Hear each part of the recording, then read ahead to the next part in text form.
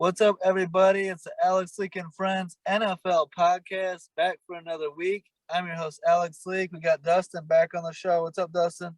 What's up, bro? Thanks for having me. Yeah, good to have you on. Last week, we did the AFC of the 2020 NFL free agency and trades. And this week, this is the NFC episode.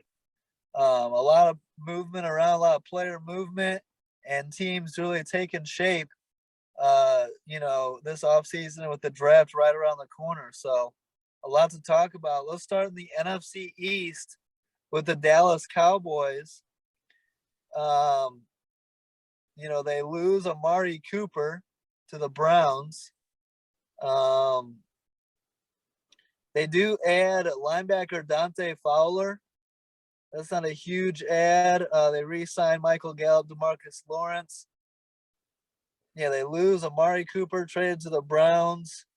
La'el Collins, Randy Gregory, guys like that, Connor Williams. What do you think of the Cowboys so far? I think that they lost a lot of talent. And so, yeah, they lost a lot of talent, and that scares me. I think that because of how bad the East is, they still have a shot, but to me, they just lost a lot of people. Well, they still have Dak Prescott, Zeke Elliott, Tony Pollard, CeeDee Lamb, Michael Gallup re-signed. They're still going to be, they're definitely got to be the favorites, I would think, to win the division again. And then we'll see what they do in the draft. And there's still a lot of potential free agents available. I mean, what do you think about, Odell Beckham Jr. is still available? What if, Odell Beckham were to sign with the Cowboys? Something like that, Yeah, bro. My thing is, though, I think Amari Cooper is a huge loss, though.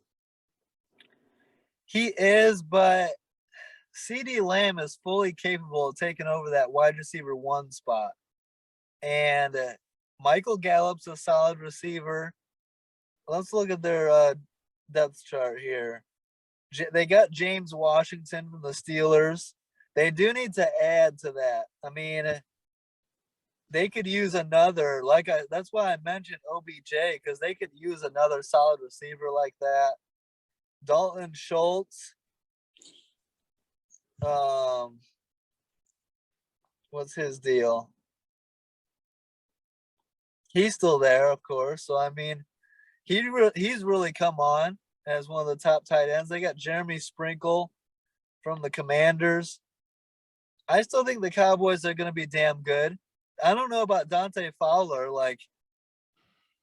but they still got DeMarcus Lawrence, guys like that.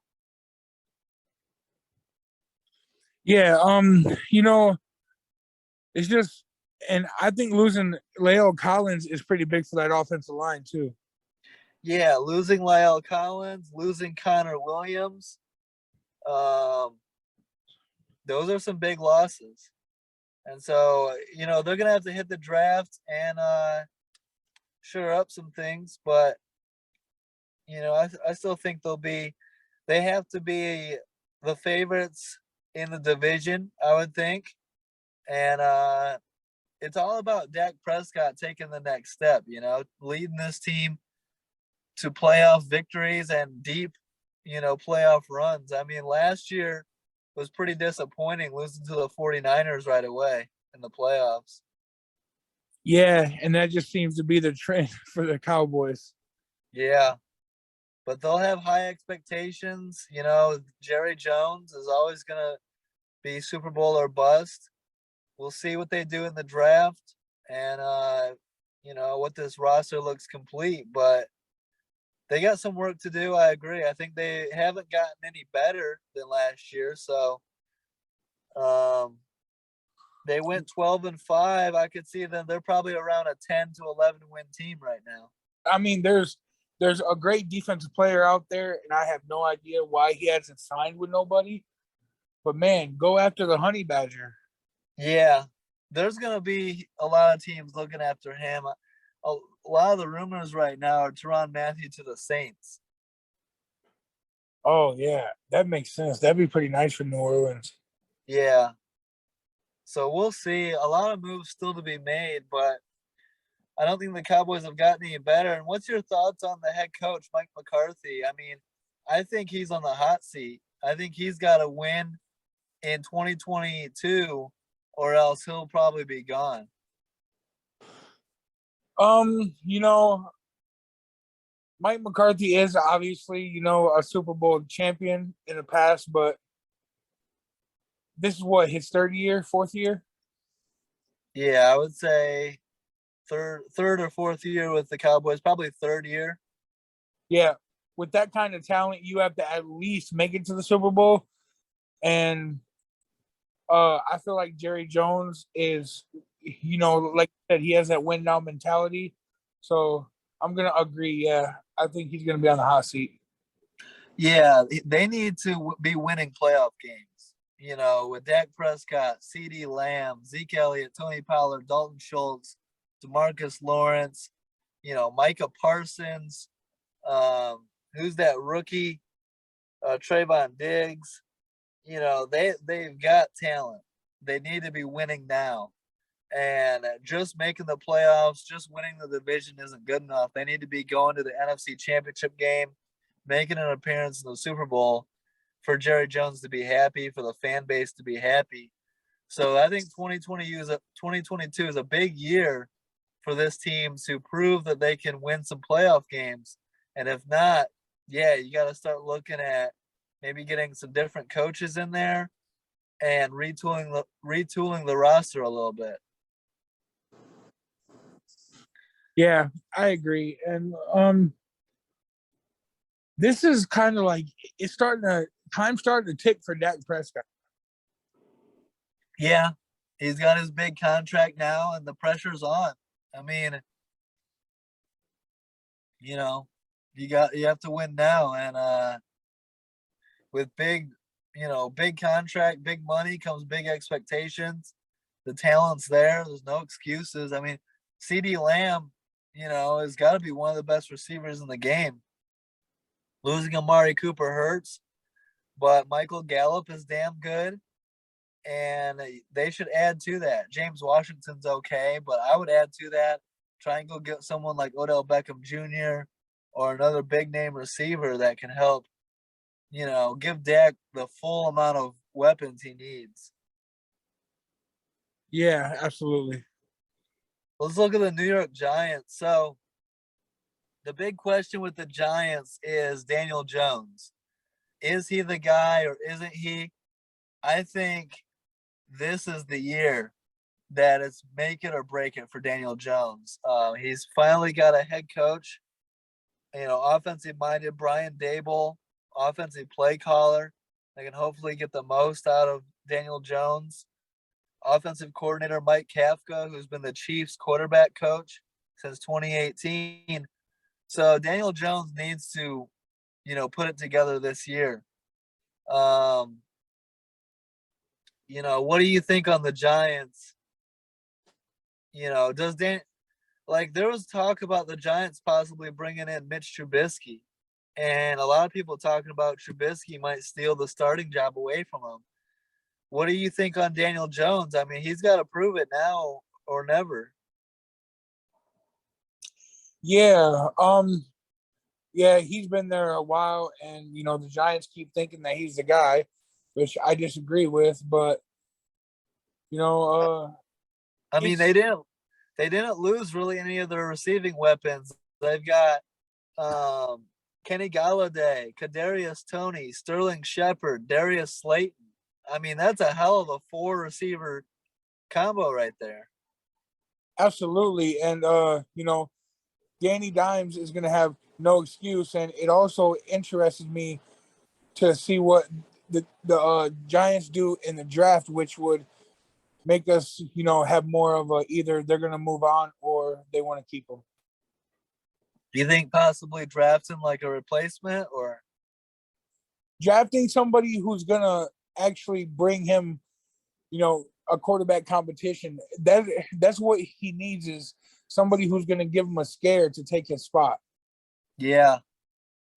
I mean, I would be looking to upgrade if I'm the Giants. I really would. You know, you go get somebody like Baker Mayfield, and I think he wins the starting job. Oh yeah, for sure. And I mean, there's a lot of backups who are even, in my opinion, upgrades that could start over Danny Dimes right now. Well, it's borderline. You know, you're not. It depends. It depends who. I mean, I don't think that Marcus Mariota steals his job. I don't think Taylor Henneke steals his job. Ryan Fitzpatrick, I don't know, maybe. Um, they bring in Tyrod Taylor. He's a backup. He's not stealing his job. So, you know, it's Daniel Jones' job to lose, but he needs to show out in 2022.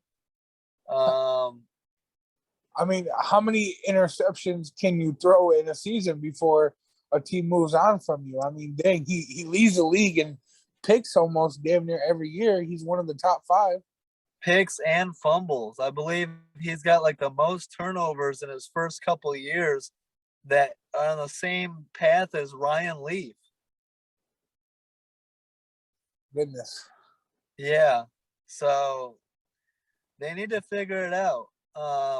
The draft isn't full of quarterbacks that are gonna, take the job right away. I don't think. You think Desmond Ritter, Matt Corral, Sam Howell, and I just don't see any of them being major upgrades over Daniel Jones. So the Giants are in a tough spot as far as what to do with the quarterback position, and they've been trying to figure it out since Eli Manning retired. Yeah, and I mean, those are obviously big shoes to fill. Yeah, and they definitely expected more out of Daniel Jones. Um, so we'll see. Hopefully, Brian Dable can help him get it right. Brian Dable played a big role in the development of Bills quarterback Josh Allen. So if anyone can do it, maybe it's Brian Dable. Yeah, he's a great quarterback developer, And but it also depends on if Daniel Jones wants to be coachable too. yeah, I think he is. I mean, let's look at it from this perspective. Trubisky gets kind of a pass for having to deal with Matt Nagy. What about Daniel Jones? Joe Judge wasn't a great offensive coach. He's a defensive guy. And their offensive coordinator was Jason Garrett, who isn't exactly that good either. You know what I mean? Yeah, I So agree. maybe some offensive play calling helped hinder Daniel Jones' performance as well. Maybe Brian Dable unlocks some potential. Yeah, oh, of course, in my opinion, he's gonna. It's just, there's some quarterbacks that are, thinking that they don't need all the extra coaching. Yeah, Daniel Jones doesn't seem like that kind of a guy to me. He seems pretty humble, like he's just trying to figure it out. And I think better coaching, better offensive play calling will help. I think he has a better season. It's just they're in a tough division. The Eagles are getting better. The Commanders, I believe, are getting better with Carson Wentz and their weapons there, especially on the defensive side of the ball. So I don't know. I still see this Giants team as a last place team in the division, even if Daniel Jones improves. What do you think?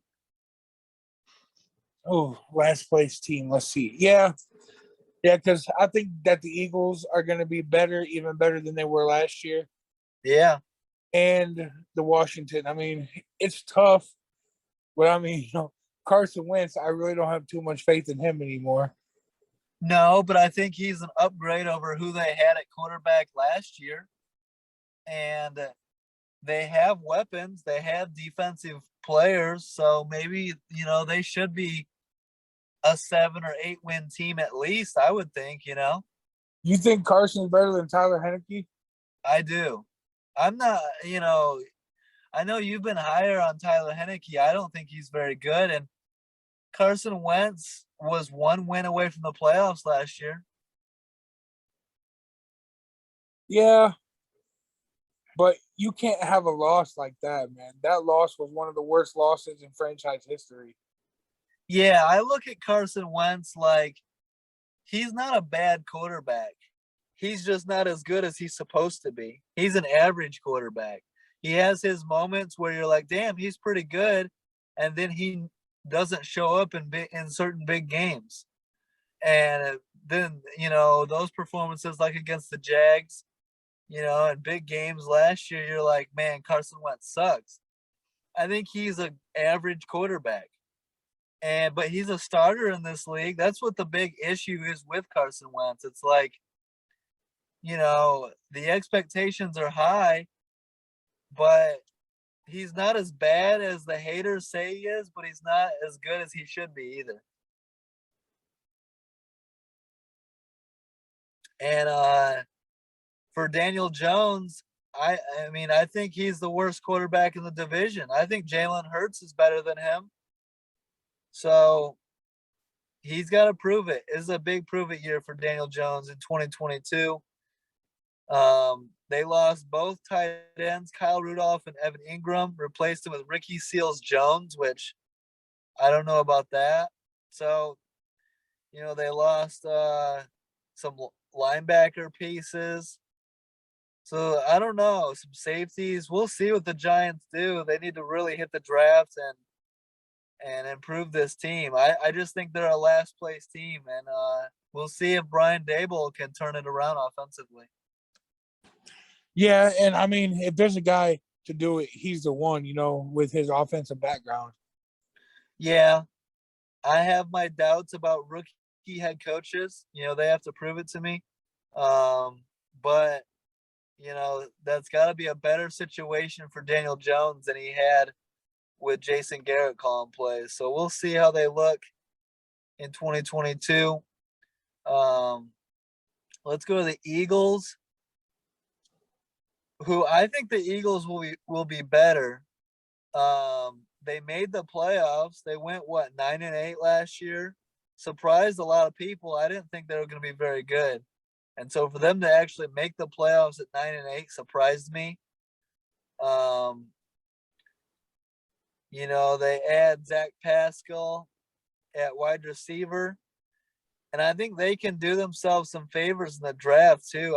If I were them, I'd draft another receiver. I mean, they got Devontae Smith, Jalen Reagor, Quez Watkins, Zach Pascal, Greg Ward, Dallas Goedert. What do you think of this Eagles team? So, yeah, last season, they definitely surprised me too. And I like Jalen Hurts, man. I actually think he has a big upside. He surprised me very well. I thought he'd come into the league and, struggle a little bit. But I think Jalen Hurts is going to have the Eagles on the right path.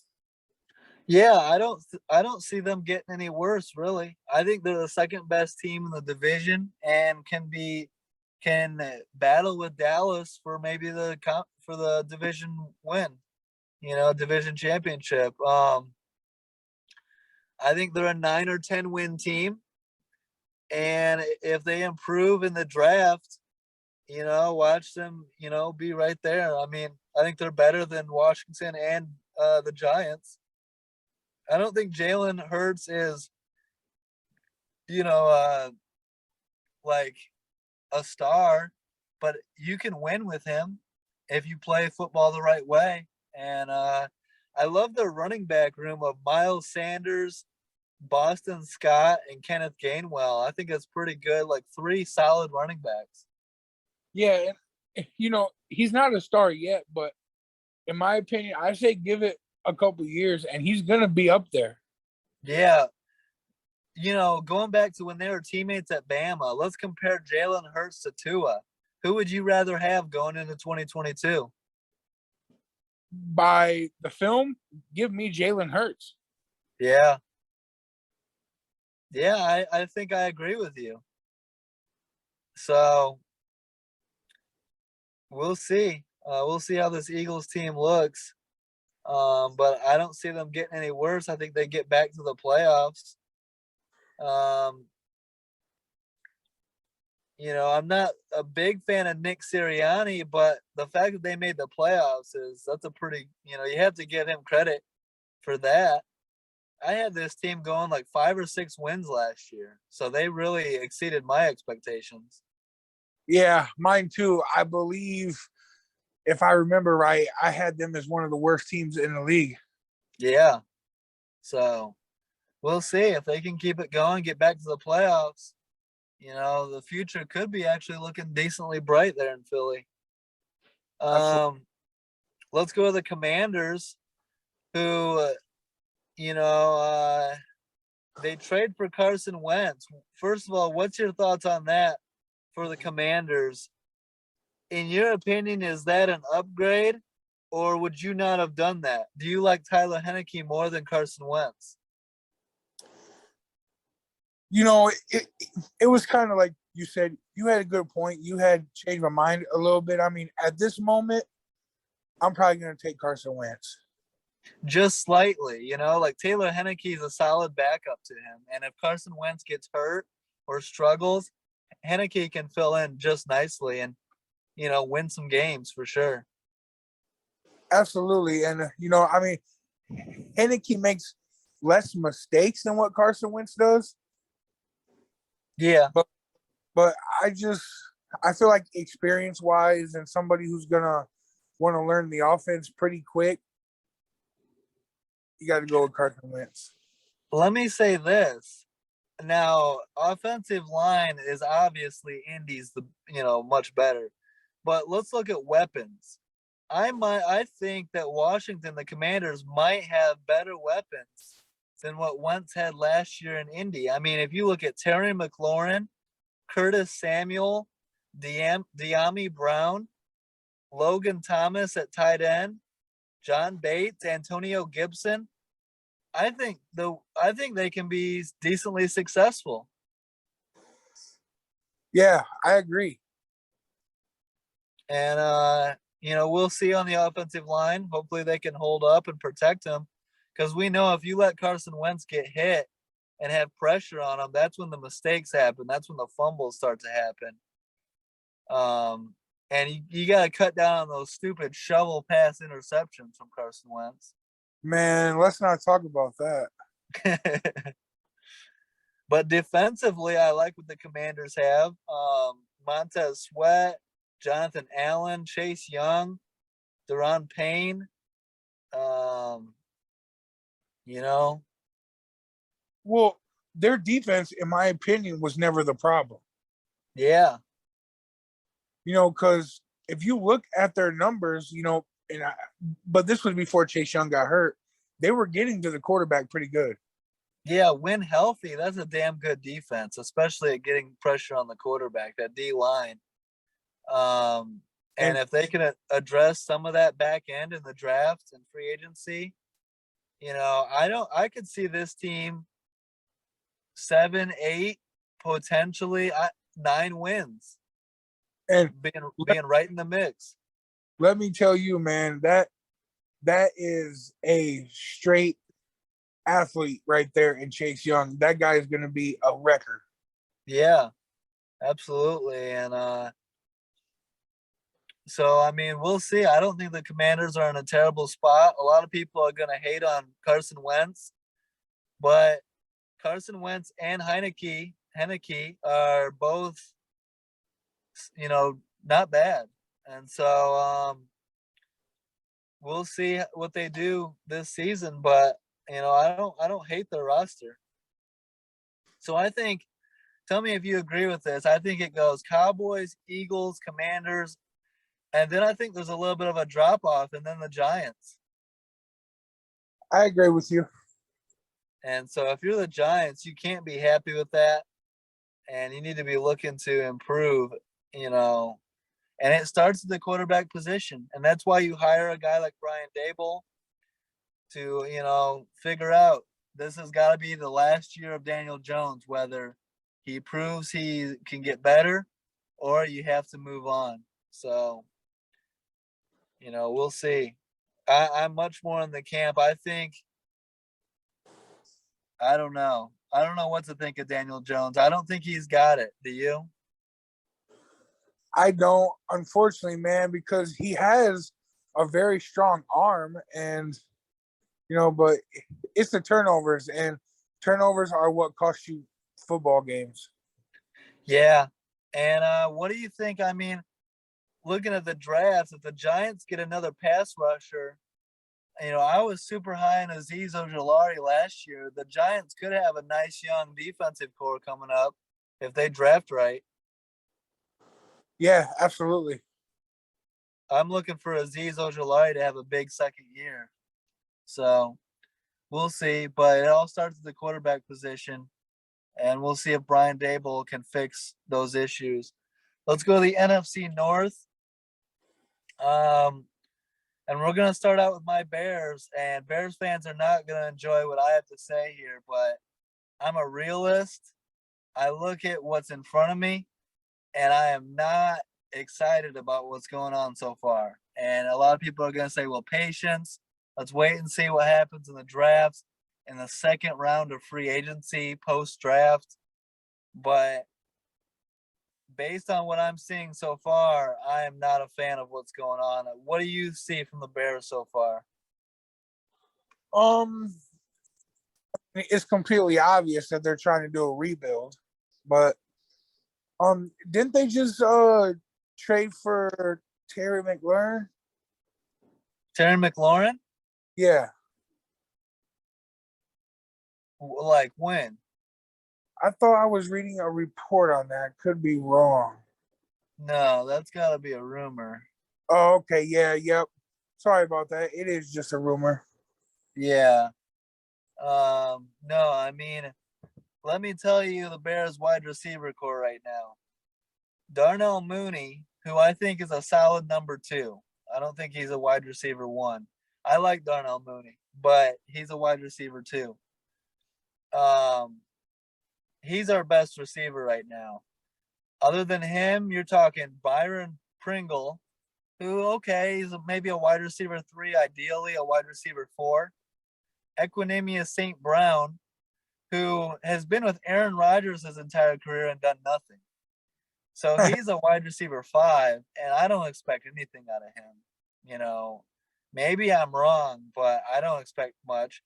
Daz Newsome, who, okay, he's got some potential, but we have yet to really see it.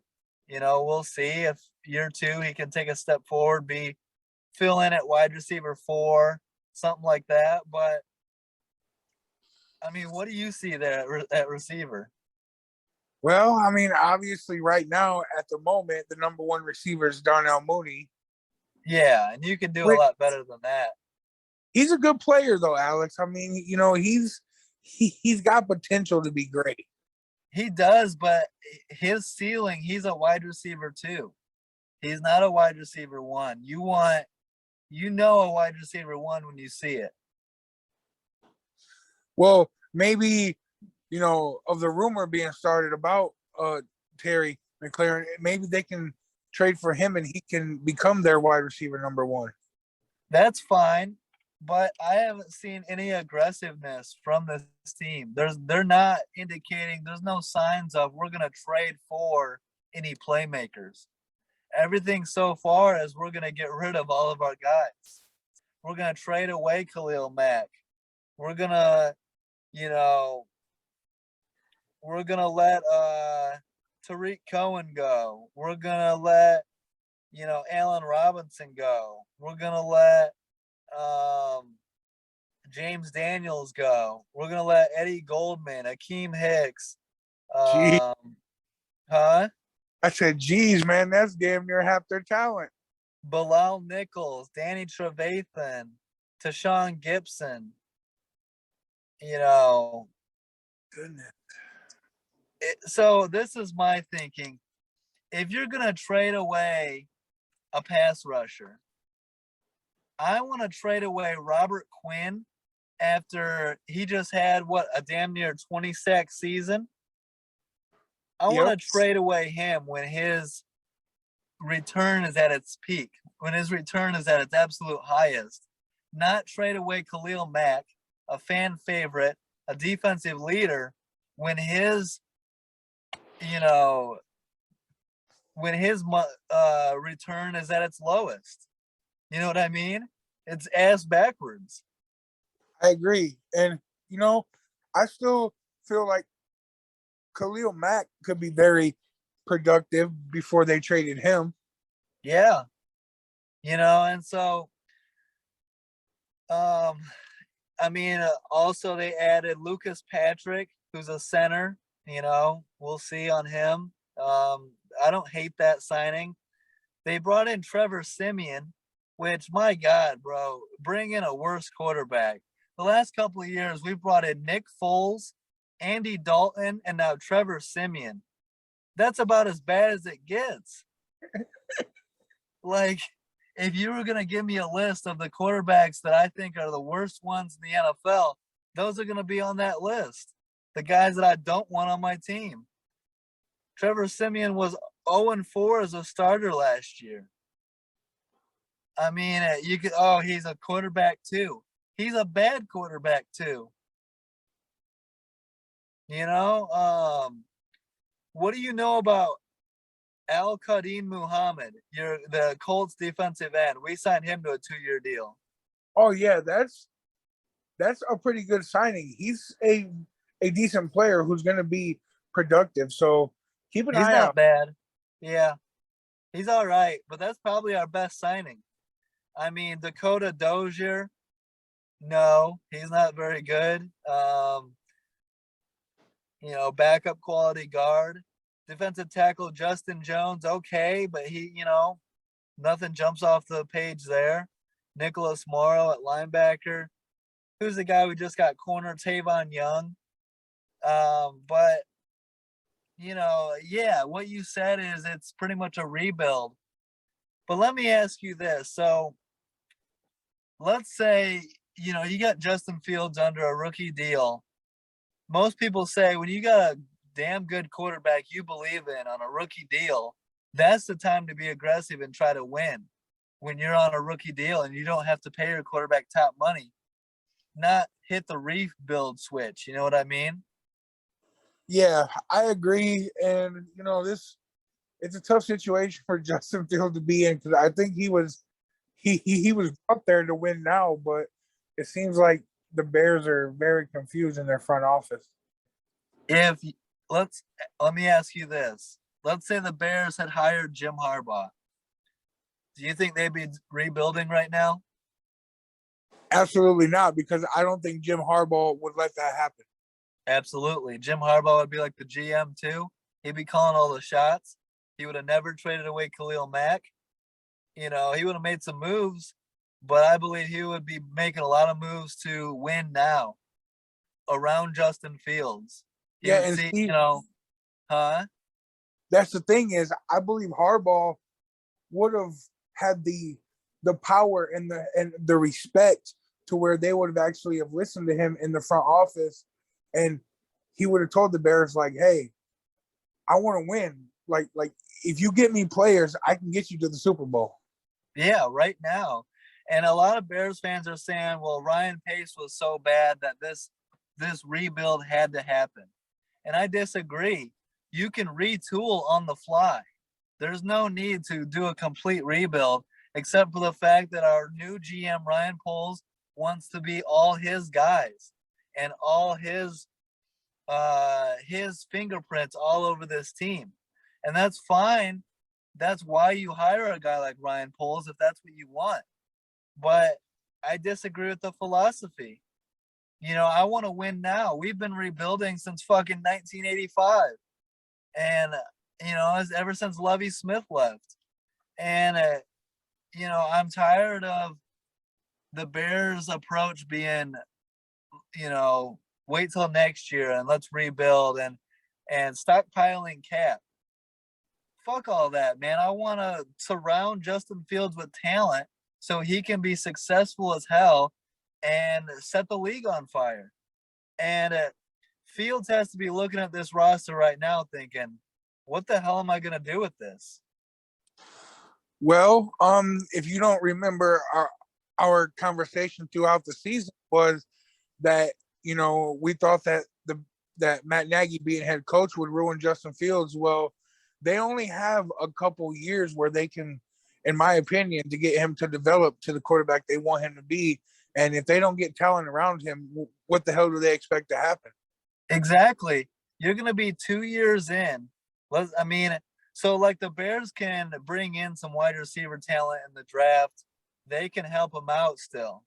But as it sits right now, if you go into the season with this scrap heap of a team right now, Fields is going to struggle, and you're going to have 2 years in a row of Justin Fields needing to develop in this league where you're going to be saying, well, who did he have to work with? And that's a waste of 2 years. We should have fired Matt Nagy after 2020 and given Justin Fields a clean slate then, given this team a clean slate then. Instead, we gave him a year of bullshit that hurt his development, got his ass beaten up by the Cleveland Browns because Matt Nagy didn't know how to block anybody. His play calling was terrible and got Fields damn near injured in that game. And so 2021 was a wash. And as it looks right now, 2022 is going to be a wash in a rebuild. And you're going to be looking at 2023 as a make it or break it year for Justin Fields. And that's a terrible position to put a young quarterback, the best prospect we've ever had. Best quarterback prospect, you know? Yeah. Is it crazy to say this, that the Bears could finish last in the NFC North? No, I predict them to. I think the Really? Lions will finish ahead of this team. Really? Yes. Wow. I'm a Bears fan, but I'm a realist, and I am not happy with the direction of this team, the decision making by ownership, the need to completely rebuild. I don't think that it was necessary to completely rebuild. Retool, yes. Strip this team down, no. And do I believe in Matt Eberflus, a rookie head coach? No. Why? What do I have to believe? What has he done to make me believe that he's gonna get the most out of this roster? Well, You know him better than anyone.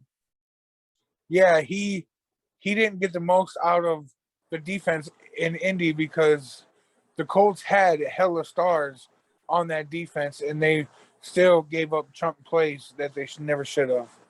But We're supposed to trust in rookie play caller Luke Getsy just because he comes from the Packers staff and was under Nathaniel Hackett and under Matt LaFleur. Look at defensive coordinator Alan Williams. Look at his resume. It's not that good. He's been on some bad defenses in Minnesota. Let me ask you this, Alex. Okay, so how long do you give before Justin Fields, because we see a trend, in this generation of quarterbacks and players of how if they don't feel that they're being developed and coached the correct way, they want to leave. How long do you think Justin Fields is going to deal with that? I think he's pretty loyal. I think it would help a lot if we give him a young receiver that he can gel with. He's already got decent chemistry with Darnell Mooney. He needs someone like Chris Olave or that George Pickens. He needs a young threat that he can play make with. How about Garrett, Ohio State? Yeah, Garrett Wilson. I think he's going to go too high. But I agree. Someone like that, Drake London, guys like that who can, he can show out.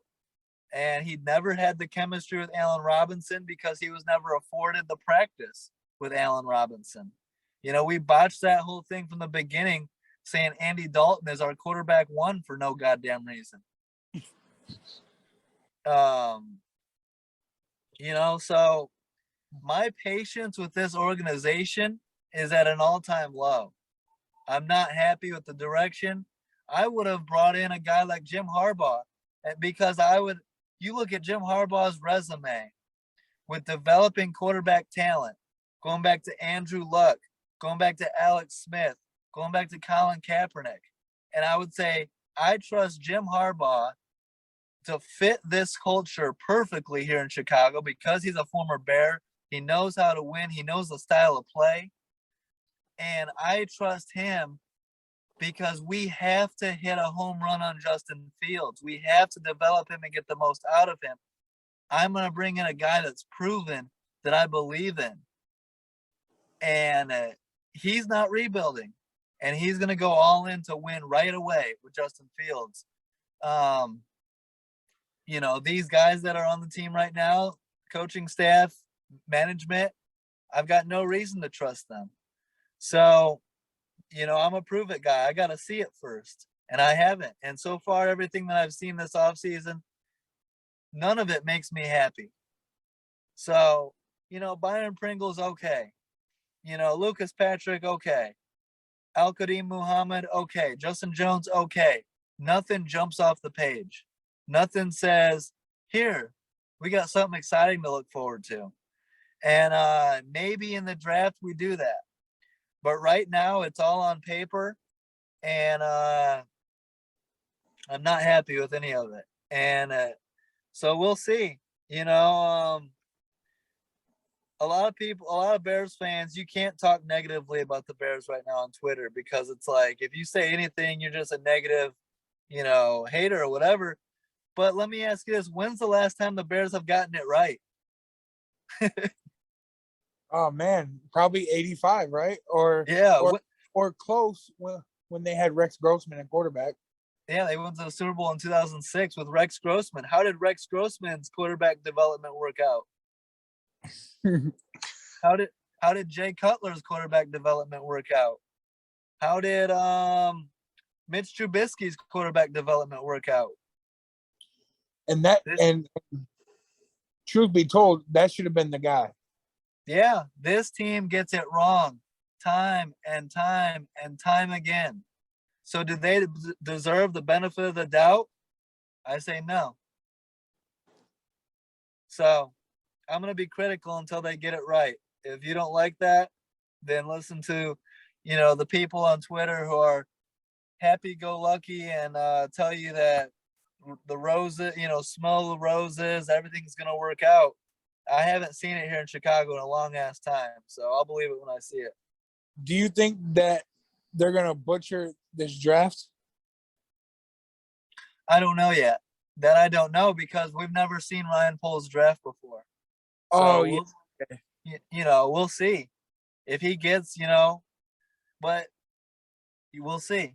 I'll make my draft grades when they come out, but I don't know what to think, and I'm not going to sit here and sing his praises when I don't know what's going on.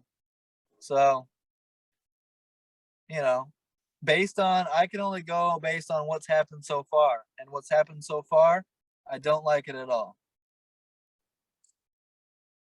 So we'll see. I understand your point. That's just me being a Bears fan. If you know, if I wasn't a Bears fan, I'd be like, you know, whatever, like who cares? But I'm a Bears fan, so I'm emotional and I'm invested in this team.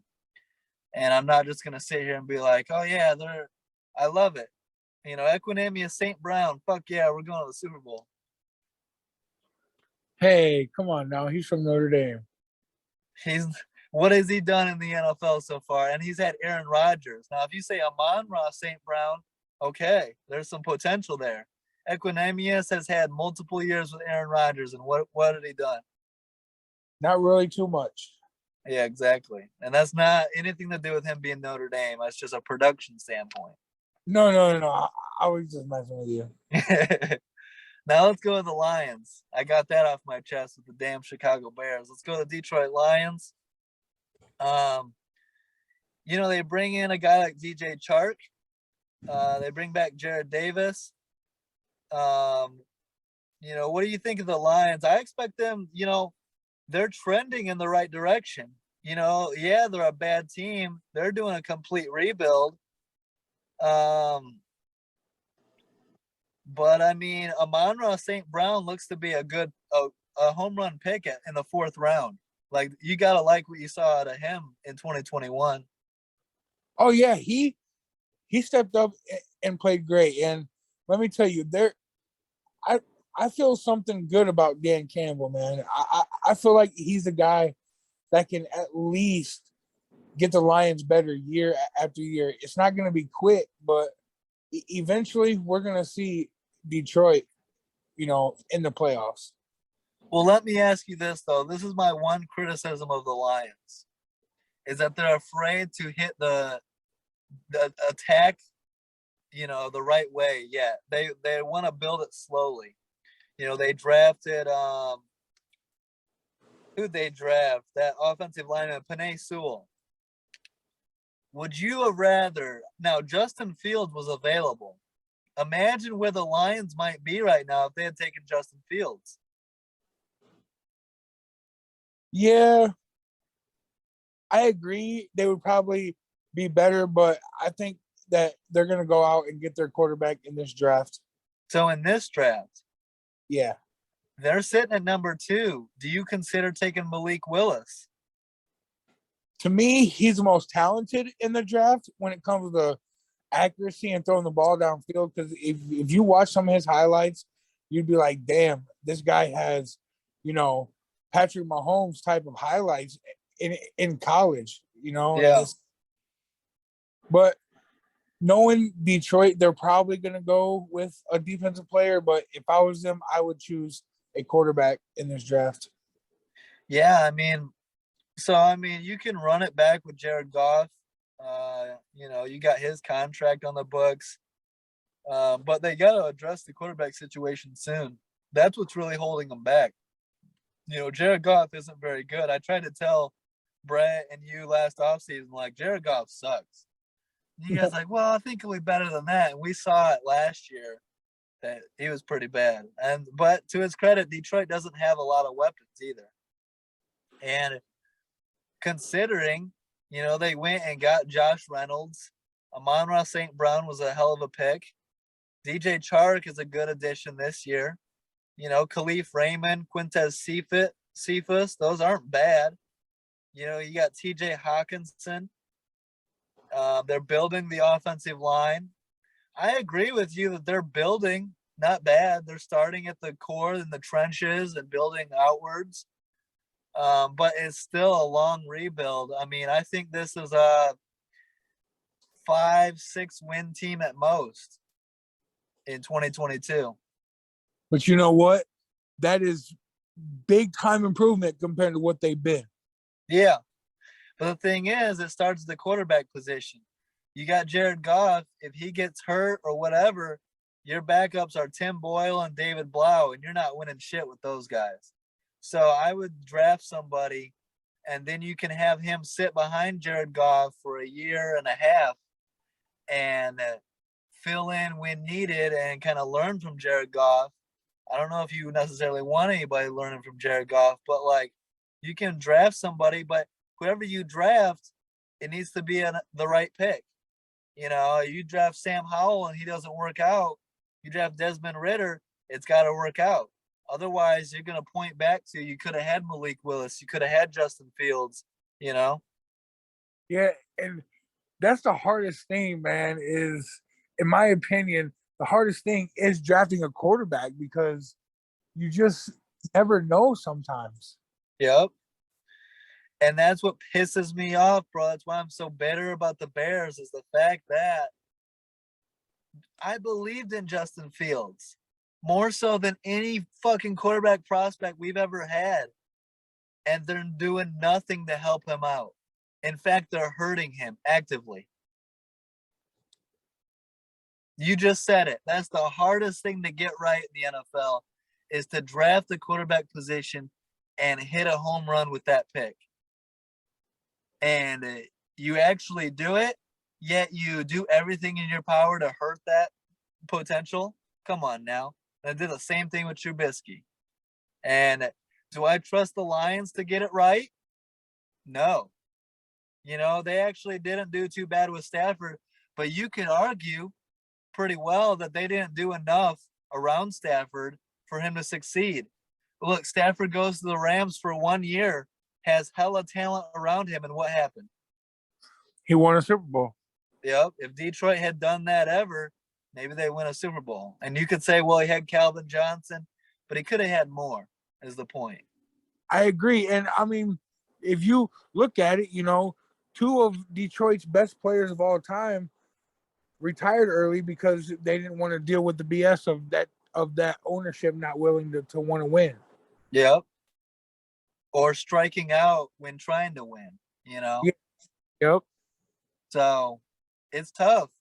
And that's why we go back to it's franchise ingrained, it's organizational failure. That's what the Lions and Bears have been doing now for a couple decades. And it starts there. If you don't have it right at the top in ownership and management, if ownership doesn't hire the right management, if management doesn't hire the right coaches, and if they don't draft the right players and sign the right players and do everything, it's a whole organization pulling the right direction. It's why the Patriots have been great for so long. Yeah, I agree. And you're kind of fortunate with the Colts because they have been doing it right for a long time. And even when they get it wrong with Carson Wentz, they admit their failure and move on in a hurry. And I respect that. Yep. And it was, they did move on in a hurry, and obviously you have to take what's best for you. But Jim Irsay has been a winner when it comes to drafting players. Yeah. And that's where it starts, Starts in the drafts, and you got to hit home runs. That's the name of the game. You can't win unless you have the players on the field. But I do like what the Lions are doing. I mean, they're building, it's a slow build. It's a slow process. Like I said, they won, 3 games last year? And, I think they win 5, maybe 6, 4, 5, 6 around there this next year. So it's going to be a process. It's going to take a while. But if you trust the process, and the key is to hit on that quarterback pick. You have to get the quarterback right. Otherwise, none of the other stuff will really matter. It's a quarterback league, Yep, I agree. So let's go to the Packers. Speaking of a quarterback league, they've had Brett Favre and now Aaron Rodgers for a while. So they've been sitting pretty in the division with teams with no quarterbacks, the Bears, Packers, or the Bears, Lions, and Vikings. But the Packers are in for an interesting season because Aaron Rodgers' favorite target, number 1 target, Devontae Adams, is traded away to the Vegas Raiders. Valdez Scantling is gone.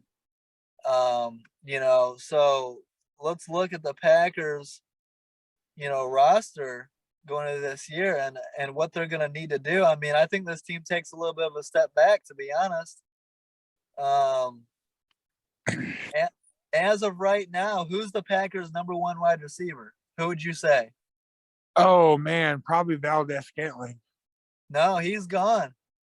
Oh, Lazard. He's on the Chiefs, I believe. Yeah, Lazard. Then I would have to say. So Alan Lazard is your number 1 option. Randall Cobb, Jawan Winfrey. I am reading rumors though that the Packers are one of the first teams in line to sign Odell Beckham.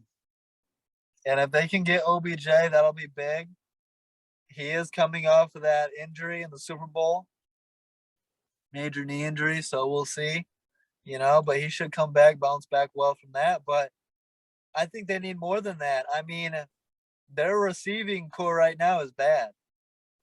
I don't see anybody that's a top 2 receiver on this roster right now. I see 3, 4s, and 5s and 6s. I think they need 2 starters.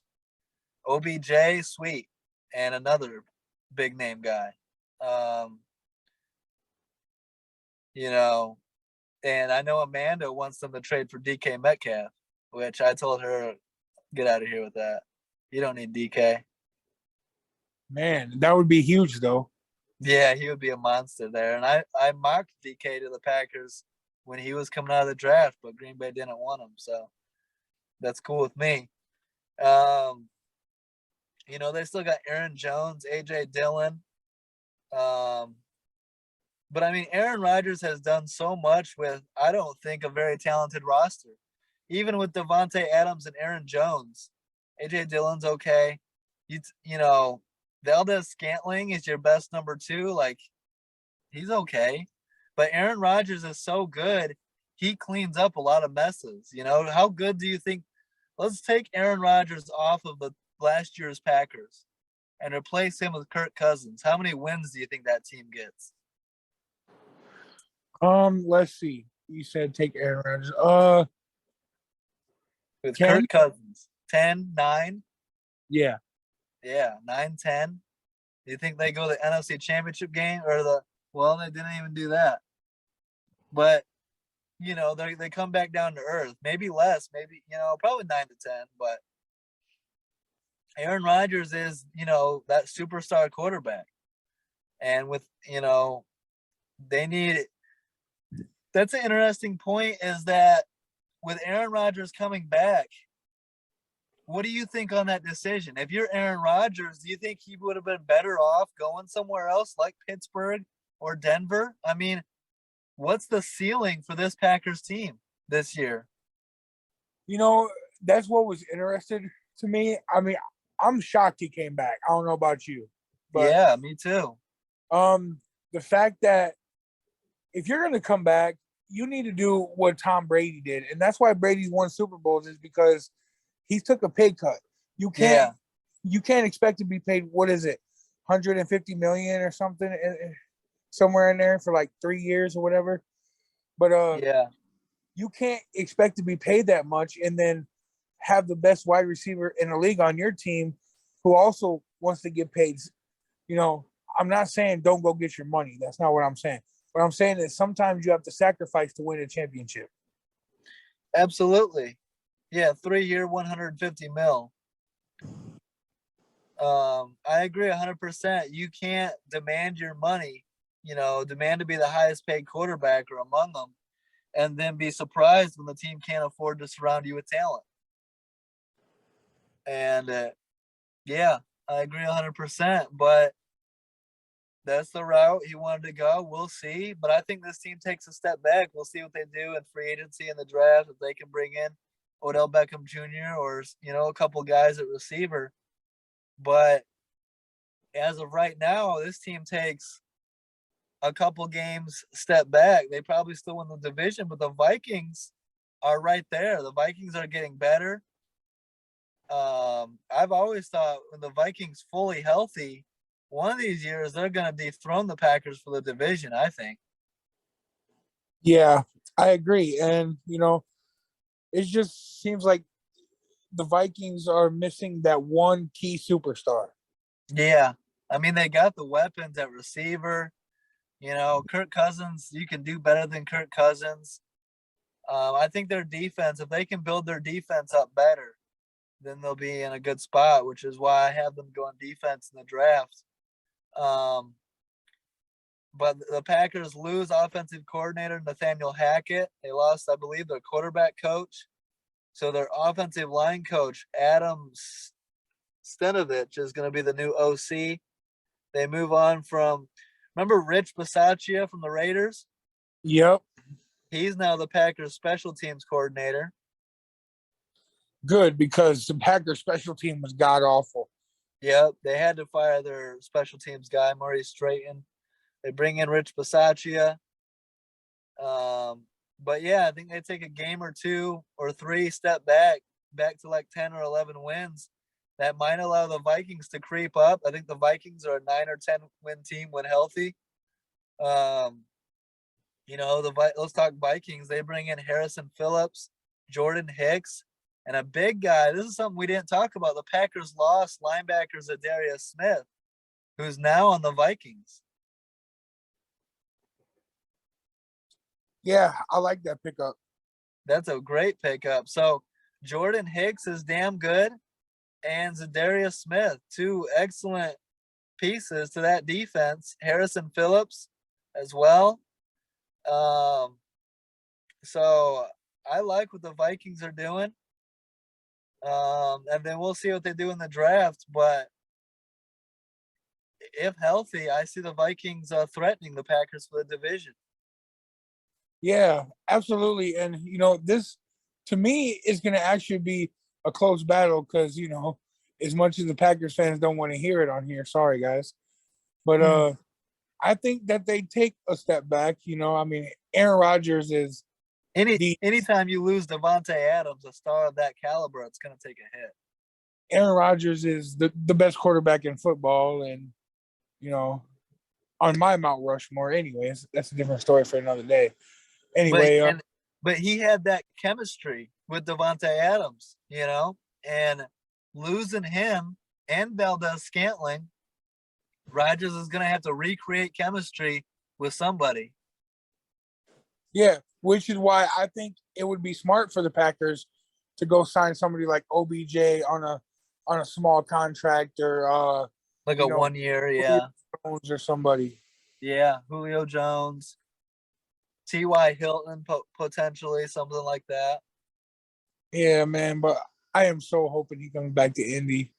Yeah, you want Julio Jones in Indy too, or even why not go get somebody like trade up and go get somebody like Jameson Williams? You need somebody. Yeah.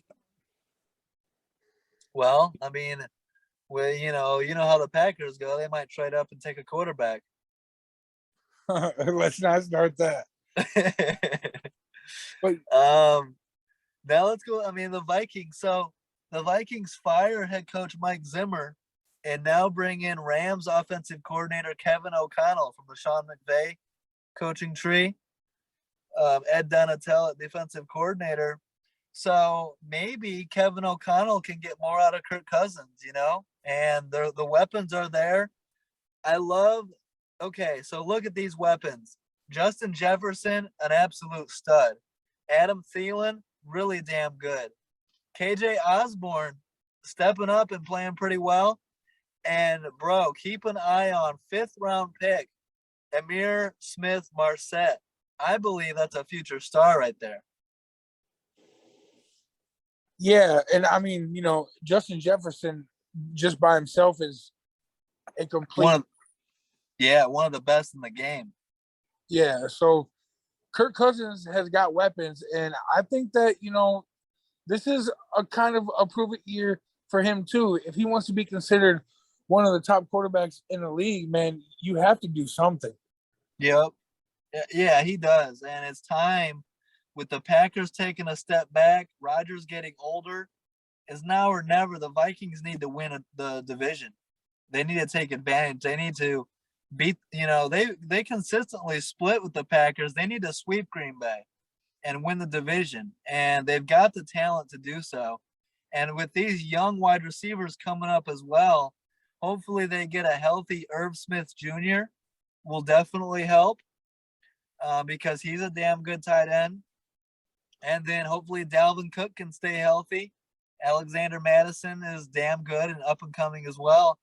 So, but, hopefully for the Vikings, Kevin O'Connell and Kirk Cousins can work together and get more out of their potential. Yep, I agree. And then we'll see what happens defensively. But Zadarius Smith is a hell of an addition to the Vikings defense. And he's going to want to get revenge on the Packers. Imagine Zadarius Smith laying some hits on Aaron Rodgers. Yeah, it's going to be crazy to see. And they've got, Jordan Hicks is a hell of an addition. You're talking Eric Kendricks, Daniil Hunter, Patrick Peterson comes back, Harrison Smith. And let's see what they can do in the draft. As of right now, bro, guess who I have going to the Vikings with their 1st-round pick? Is it a defensive player? Yeah, defensive tackle Jordan Davis from Georgia. Oh, yeah, that's a good pickup. And just in this offseason, Minnesota got better, and they were good last season, but they weren't good enough to, break the barrier open and make the playoffs. Yeah. And so with you got to look at it. Green Bay losing 2 of their best players, Devontae Adams and Zadarius Smith. the Vikings getting one of those players and improving on their side, the Vikings arrows pointing up, the Packers arrows pointing down. Now's the time to take advantage. And with new head coach Kevin O'Connell, now's the time more than ever, Minnesota.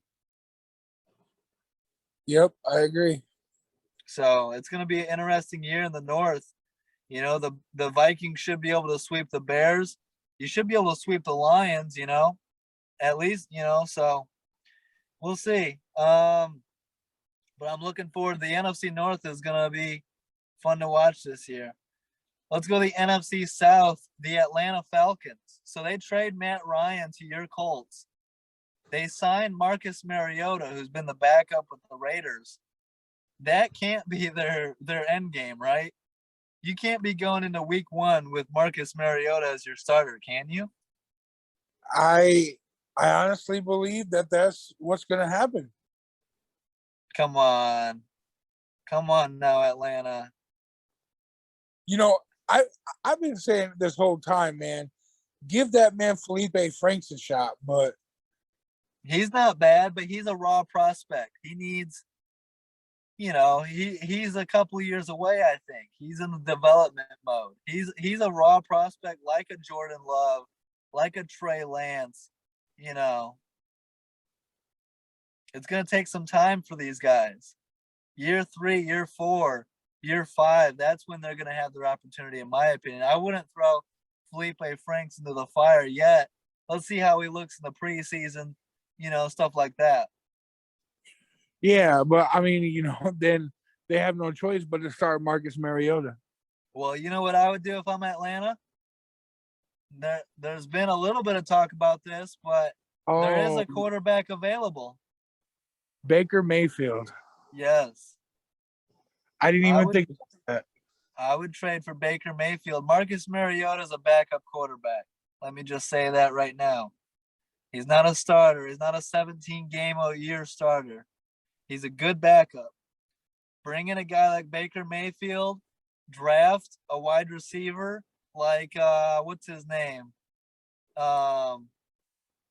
Who's that Ohio State guy? Well, there's Garrett Wilson and Chris Olave. Garrett Wilson. Draft him and go get Baker Mayfield. You can get Baker for cheap because the Browns are destroying his trade value. Man, you can turn that rebuild into a retool pretty damn quick with a guy like Baker Mayfield. Yeah, and they still had Calvin Ridley's gone for the year, right? Yes, that's a huge loss. That's why no matter what, I'm taking Garrett Wilson. What's his name? Garrett Wilson? I believe so. Yeah, that's no matter what. At pick 8, I'm leaning Garrett Wilson, or I'm taking a top tier wide receiver if I'm Atlanta, because they desperately need it. You look at their roster right now, I don't care who their quarterback is. You're throwing to Auden Tate, Demir Bird, who was in Chicago last year. He's not any good, or not very good. Zacchaeus, Kaderl Hodge, Frank Darby. Come on now. You got to upgrade that receiver. You got to get a number 1, number 2, maybe even a number 3 in there. Well, I think Zacchaeus can be a number 3, but you need a 1 and 2. You're forgetting about Pitts. Kyle Pitts is a hell of a tight end, and he is like your wide receiver 1. But you need some true wide receivers. Kyle Pitts is your star tight end, yes. But, dude, imagine what Baker Mayfield would do with Kyle Pitts. Yeah. And Cordell Patterson is damn good. They brought in running back Damian Williams, Mike Davis. You know, I'm a big fan of linebacker Deion Jones. He's my guy. But so we'll see. I mean, Atlanta needs a quarterback, plain and simple. Marcus Mariota's not going to get the job done. He's a backup, in my opinion. Go get someone like Baker Mayfield. Go get someone like Jimmy Garoppolo. Somebody. Go get Ryan Fitzpatrick. I don't care. Yeah, that's interesting to me also, how Garoppolo hasn't been moved yet. Yeah. Well, I think the Niners are considering keeping him because they don't think Trey Lance is ready yet. And a lot of people are going to be like, oh, that's a bad sign for Trey Lance. We talked about this in the draft last year. Trey Lance was a very raw prospect. He was always a couple of years of development. You agree? Yeah. Oh yeah. So I think Atlanta is going to suck. Even if they bring in a quarterback, they don't have the weapons. I mean, Kyle Pitts, sure, but they went 7-10 last year with Matt Ryan. I see 4 to 6 wins out of this team. Yeah, you can't really sleep on Marcus Mariota though. Oh, I can sleep. I can snore on Marcus Mariota. I'm gonna go with 6 wins. All right. Only one game worse than when Matt Ryan was there? Yeah. Stop it. 4 or 5, maybe 6, maybe, but I think they're gonna struggle unless they bring in a guy like Baker Mayfield. Then who knows? But let's go to the Panthers.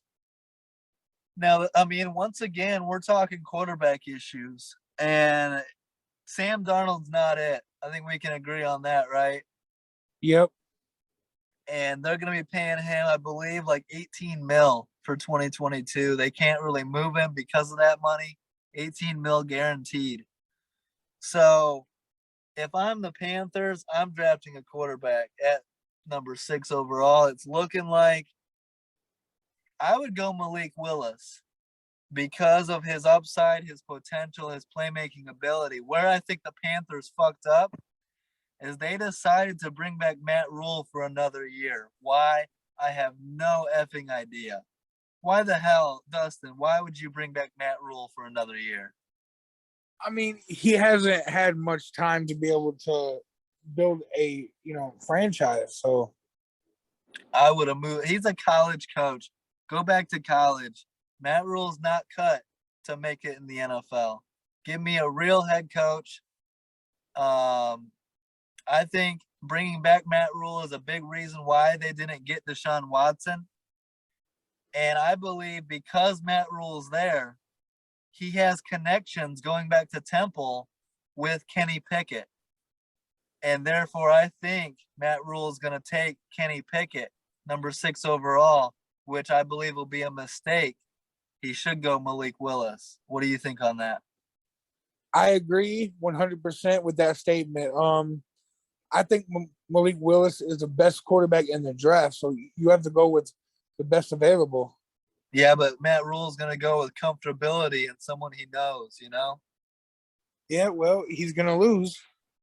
And that's why the Panthers should have moved on, If you've got a coach that's not competent in the NFL and not winning and blames the OC Joe Brady instead of taking the blame on your own shoulders, that's a bad sign. The Panthers should have seen that from the beginning.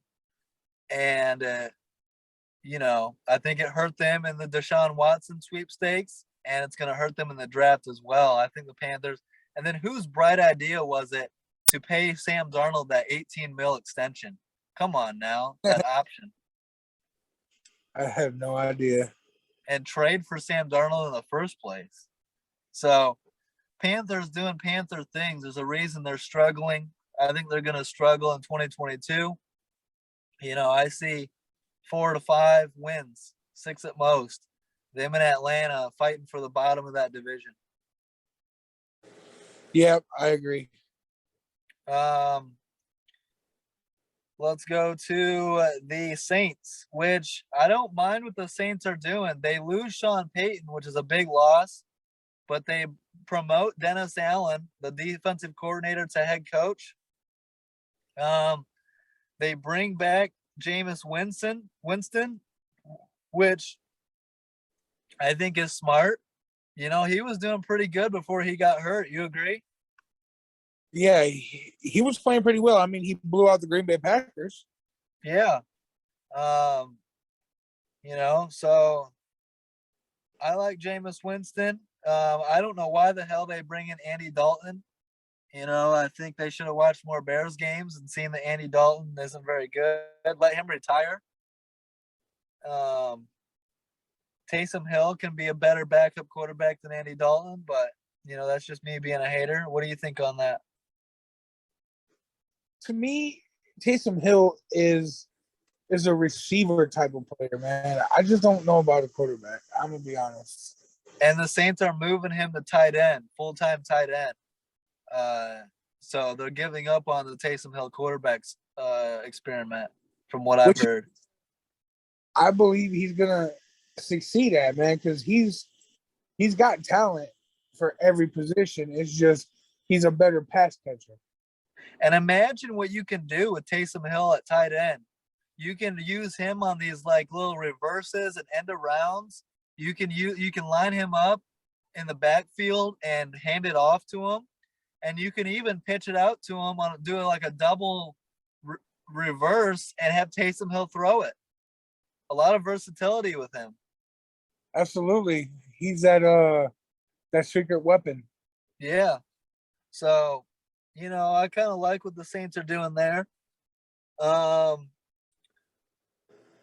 than that, I think the Saints, Jameis Winston, if he can stay healthy, I don't see why the Saints can't make the playoffs. 9 or 10 wins, I think, is doable.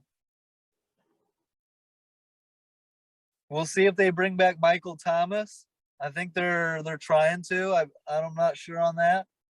But they got Marquez Callaway, Traquan Smith, Lil Jordan Humphrey, Alvin Kamara, Mark Ingram, guys like that. Yeah, to me, Michael Thomas would be the biggest question. Yeah, and he would be huge for Jameis Winston. Winston would help out Michael Thomas, or Michael Thomas would help out Jameis Winston so much if he can be back and playing 17 games. Yeah, and I think I think Winston's gonna play well, not great, but good enough to get you maybe a wild card. Yeah, 9 or 10 wins, a wild card, because Brady and the Bucs should win that division. And if you can get to the playoffs, good. You can do worse than that for sure. Let's go with the Bucs. So the big news in Tampa Bay is Tom Brady unretiring. How surprised were you to hear, Tom Brady unretire and returning to the Bucs? To be honest, I wasn't surprised, man. I mean, well, I was surprised it was so fast. Yeah. That's Did what you my thing. believe it when he announced his retirement?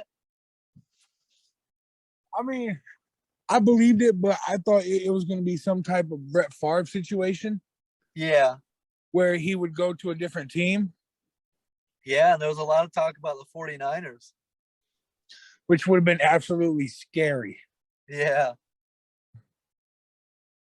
But yeah, I think a lot of us were like, yeah, Tom Brady announced his retirement, but there's a chance. And I'm surprised he came back to Tampa Bay. Like, I thought he was gonna leave. I thought the rift between him and Bruce Arians was real. And it turns out it was, because Bruce Arians retired, stepped away from the head coaching job. We'll go to a front office role with the team. And Todd Bowles, the defensive coordinator, steps in as head coach. Are you surprised it's Todd Bowles over Byron Leftwich? I mean, I'm not really, because Todd Bowles has the experience. Yeah, that's a good point. At first, I was like, Byron Leftwich was getting a lot of hype about being a head coach. So I was like, I wonder why he didn't get it. But it makes a lot of sense. Todd Bowles has coached before in the NFL. He's a longtime, veteran assistant. He can fill in as head coach, and Tom Brady and Byron Leftwich can keep that offensive coordinator, quarterback, play caller chemistry going there and not really mess with that too much.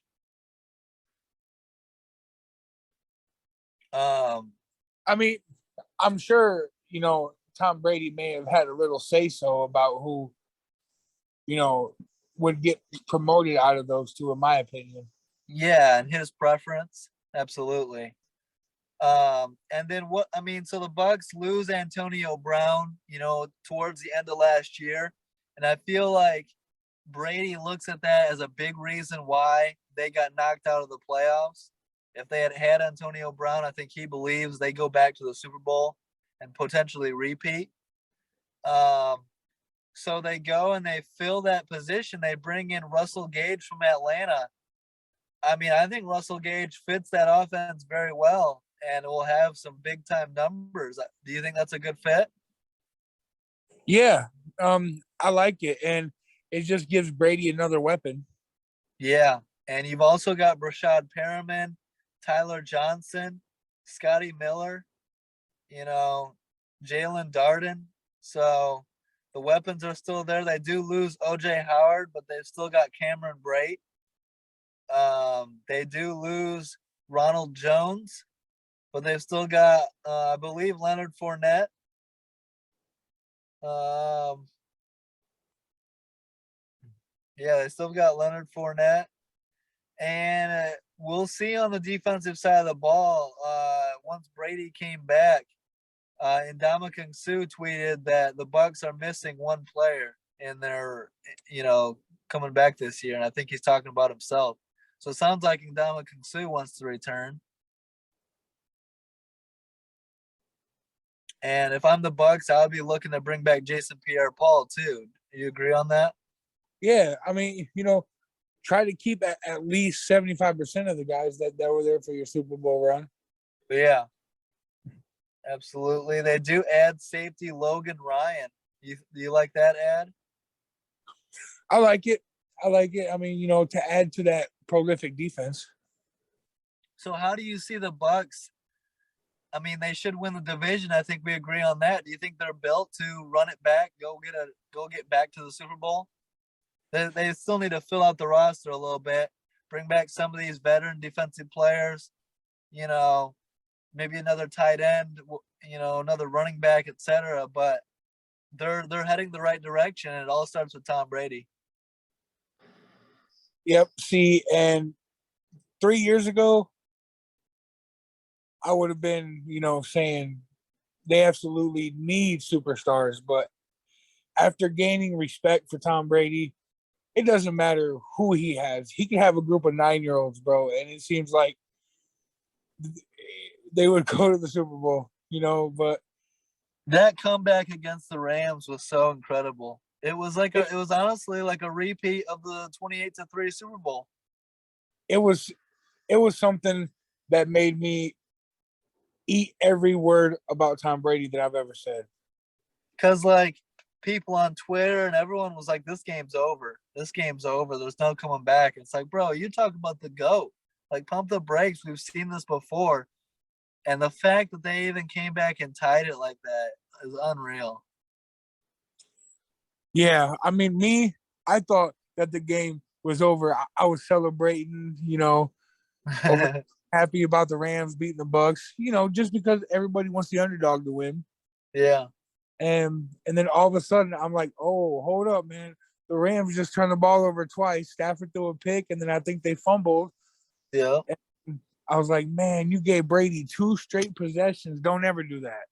Yeah, he's gonna capitalize on those. And so.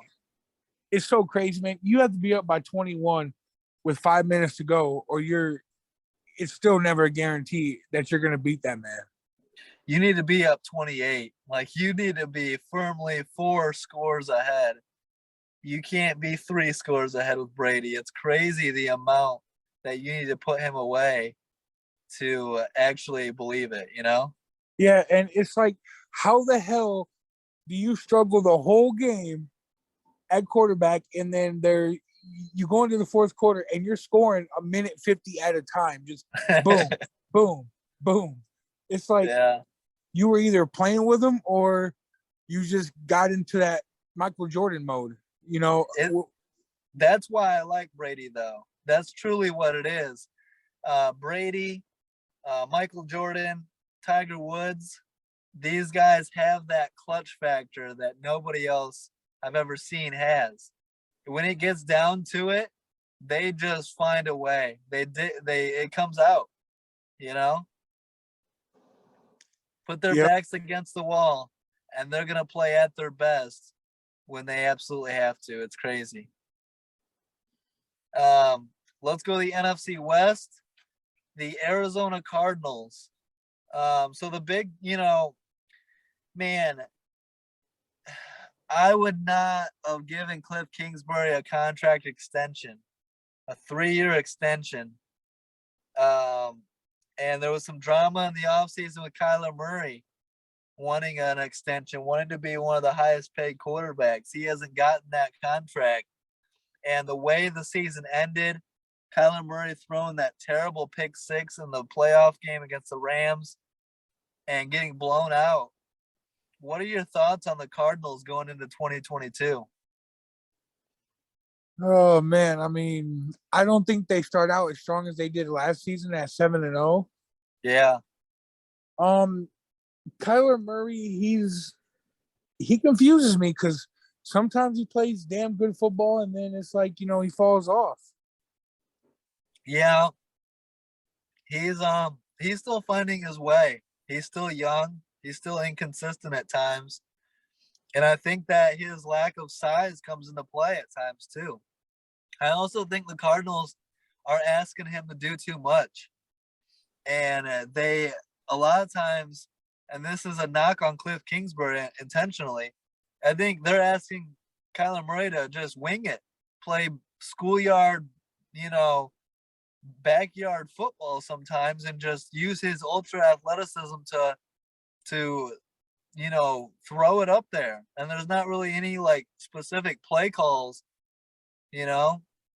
And I Yep. think you give Kyler Murray Sean McVay, and he has Kyler Murray winning an MVP. But you give Kyler Murray Cliff Kingsbury, and you see what happened last year. Absolutely. And so, I mean, what do you think of the Kingsbury extension? We've seen this. We saw all those stats about Cliff Kingsbury's second half collapses, going back to Texas Tech. And they followed him into the NFL. And Cardinals ownership looks at that and says, you know what? Let's give him a 3-year extension. What the hell are they thinking? Yeah, that's crazy to me. I mean, after that collapse, I don't think you deserve to have your job, but that was I know. I would have fired him. You started off so good. I mean, you were actually making the league, putting the league on notice. And I believe for the first 7 games, Kyler Murray was being talked about as potential for MVP. Yep. And then when the season got done, that talk was all gone. And the Cardinals' best record in the NFC was gone, and their home field advantage was gone. They could have been hosting that playoff game against the Rams. Instead, they were on the road. And, ideally, they didn't even want to have to face the Rams in that matchup. They'd much rather face the Eagles and have a better shot at winning a playoff game. Instead, you go on that losing streak, and that's the type of matchup you have to play. I mean, do you even honestly think that they would have beat the Eagles? Because that collapse was pretty bad. Yeah, who knows? And I'll tell you what, right now, and I've been shitting on him for a couple years now. I have zero faith in Cliff Kingsbury in any big games. None. I don't hate Kyler Murray. I kind of like Kyler Murray. But give him a real head coach. Give him a real offensive play caller. I think Cliff Kingsbury sucks. I put him in that Matt Nagy category, and you know how I feel about Nagy. Oh, whoa. No, come on now. There is no other coach that deserves to be in that category. Yeah, I put Cliff in that category. Hey, Cliff, go back to college where you belong. Oh, do not say that on Twitter, bro, because I think they would light you up. I've said stuff like that on Twitter, to be honest, and I haven't gotten a lot of big time feedback. Like, Really? for real. I've gotten more support than not. Now I can say some things about LeBron, and I get a ton of pushback. There isn't a mob of Cliff Kingsbury fans out there. Well, yeah, LeBron fans hate us. Yeah, but that's just because we speak the truth. Um, but yeah, I mean, look at what the Cardinals have lost. They lose AJ Green, Christian Kirk, running back Chase Edmonds, linebacker Jordan Hicks, linebacker Chandler Jones, corner Robert Alford, corner Malcolm Butler. That's a lot of losses. They haven't really replaced it. They got a lot of work ahead of them. Yeah. Now that you mentioned all them guys that they lost, oh man, Yeah. that's a lot of talent, especially Chandler Jones. Yep. He's a monster. Um, so I expect the Cardinals. I think I agree with you. I think last year was a mirage. I think there's no way in hell they're going 7-0 to start the year. I think they're much more. They're a 9-win team. Maybe they're a 9 to 10 win team. Maybe a 8 to 10 win team. They're right on the borderline. They might get a wild card and lose a playoff game, but there's a chance they miss the playoffs. And if that happens, you got to fire Cliff Kingsbury, in my opinion, because you know you got DeAndre Hopkins, Rondale Moore, you got Zach Ertz, Max Williams, James Conner. You know what I mean? Kyler Murray should be an MVP candidate, don't you think? Absolutely. Yeah. So, do you agree on that? 8 to 10 wins? I mean, I don't think they're going to if they go 6 or 7 wins, that's a dumpster fire. There's too much talent to do that. Yeah, and it's gonna be crazy because of how goofy the Cardinals management is gonna look after giving him that extension. Yeah, and that doesn't surprise me though. The Cardinals have a long history of doing goofy shit. That's just what the Cardinals do. It surprised me, but it also didn't. I mean, we say it all the time. It's the reason bad franchises stay bad. It's because they make dumb decisions. Um, let's go to the Rams, who won the Super Bowl. But they did lose some pieces. I mean, you look, they lose running back Sony Michel, wide receiver OBJ, wide receiver Robert Woods, tackle Andrew Whitworth, guard Austin Corbett, linebacker Von Miller, defensive tackle Sebastian Joseph Day, corner Darius Williams, and punter Johnny Hecker. So far, they've replaced them with wide receiver Allen Robinson and linebacker Bobby Wagner. So they lose OBJ, but they bring in and Robert Woods, but they bring in Allen Robinson. How good of a fit do you think Allen Robinson is to go with Cooper Kupp and these guys in LA? Yeah, he's a pretty big pickup. Yeah. You know, I think he's a decent player. I think he'll have pretty good chemistry with Matthew Stafford.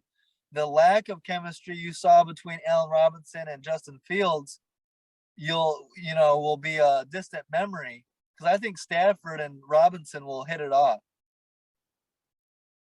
Yep. And so he should be a solid wide receiver too.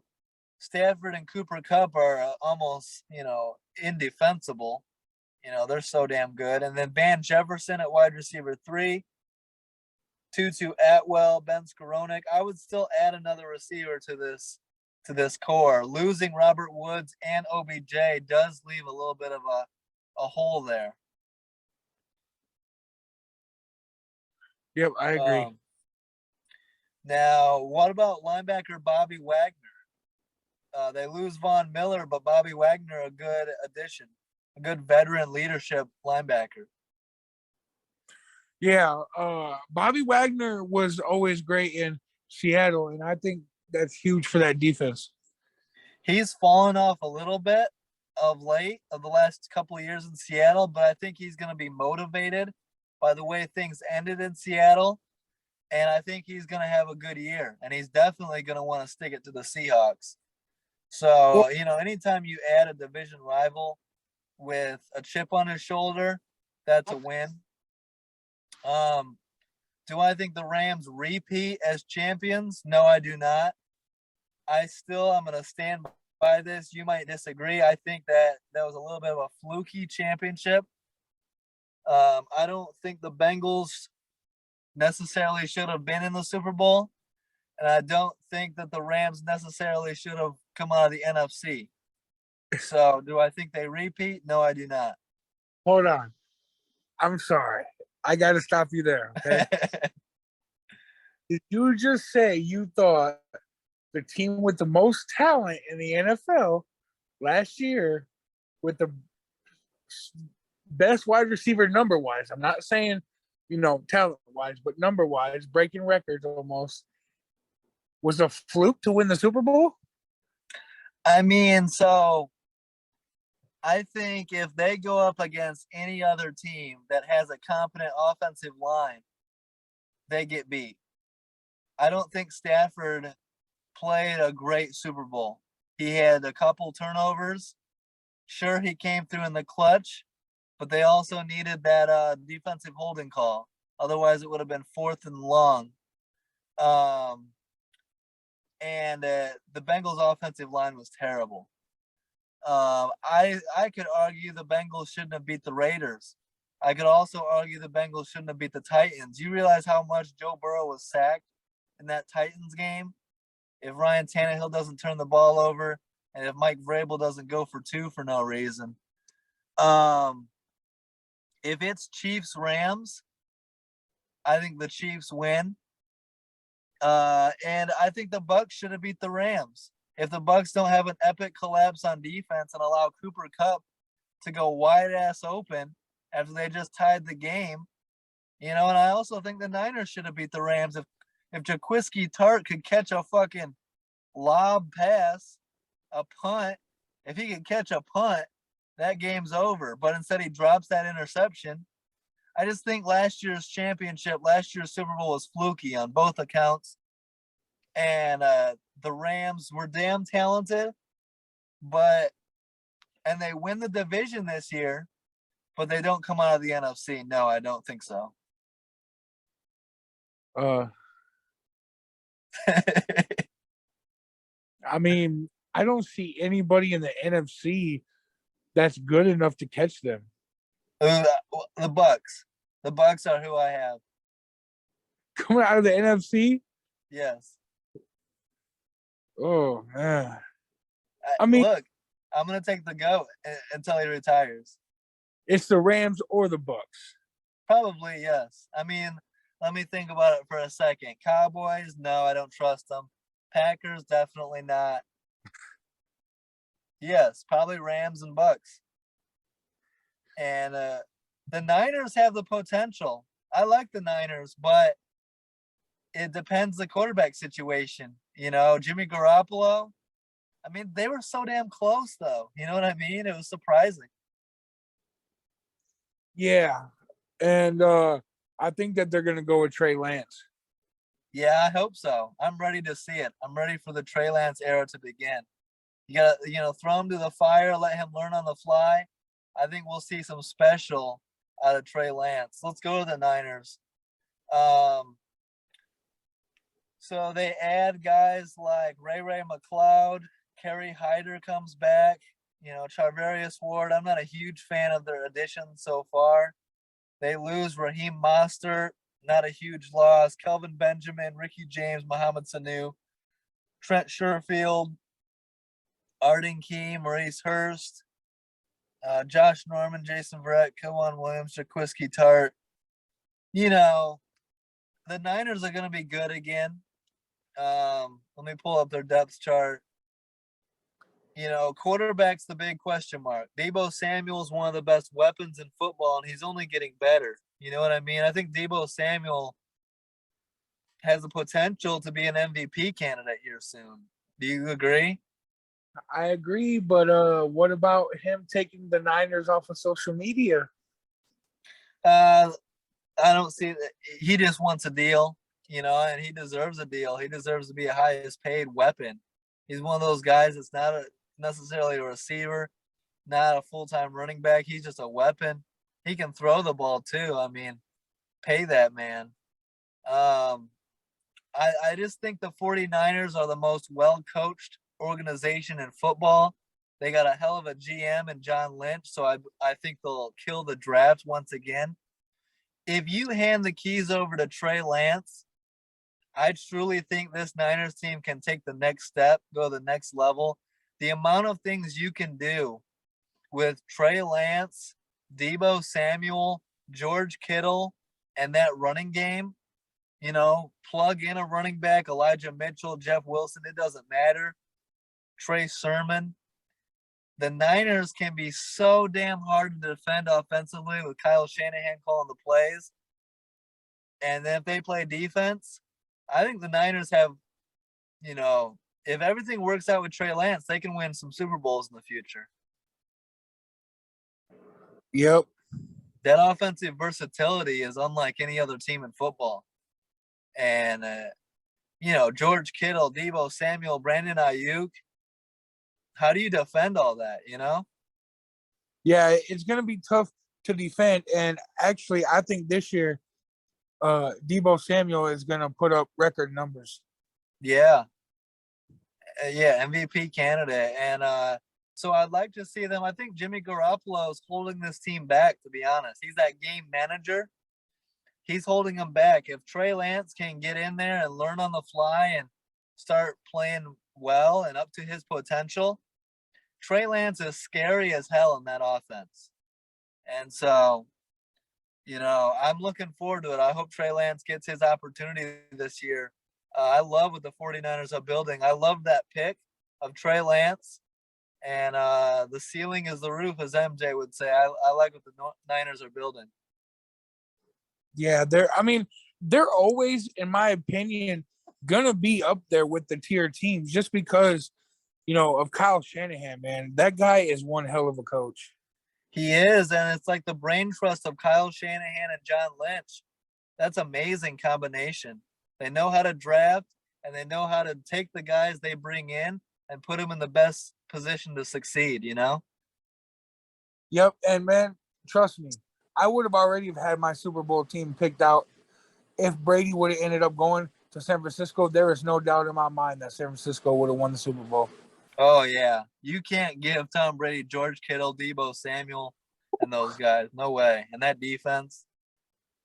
Man. Let's quickly talk about the Seahawks. They traded away Russell Wilson. So right now their quarterbacks, it's Drew Lock. And who else is it? Let me pull up their depth chart. But you can't go into the season with Drew Lock, can you? So far, it looks like it. I would not do that. I mean, so this is the two directions for the Seahawks. Right now it's Drew Lock and Jacob Eason. Either you're going to trade away DK Metcalf and get back hella draft picks and do the complete rebuild, draft a quarterback, and just tear this roster down and rebuild it. And recently, safety Quandre Diggs said, if DK is gone, I'm gone. So if you get rid of DK Metcalf, Quandre is going to want out too. And Jamal Adams is going to want out soon after.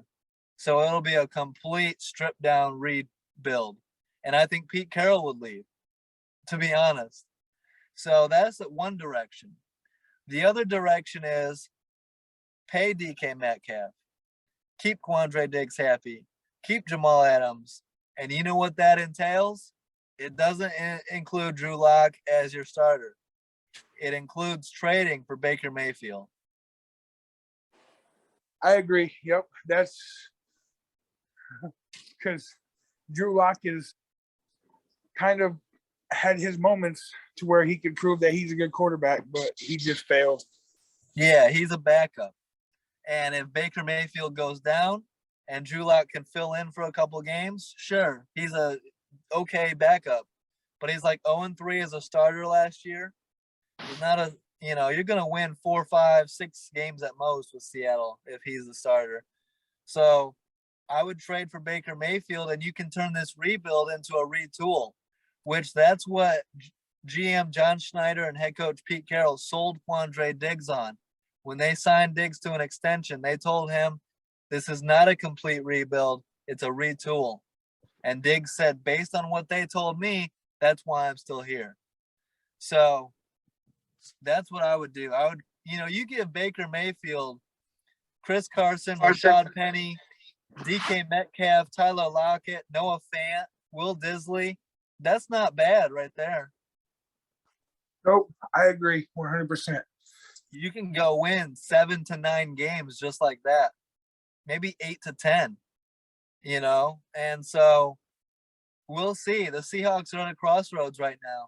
It's either complete rebuild or it's minor retool. You move on from Russell Wilson, but you bring in a guy like Baker Mayfield. Other than that, Jimmy Garoppolo doesn't accomplish that.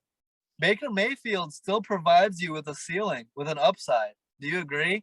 He's by far the best option available.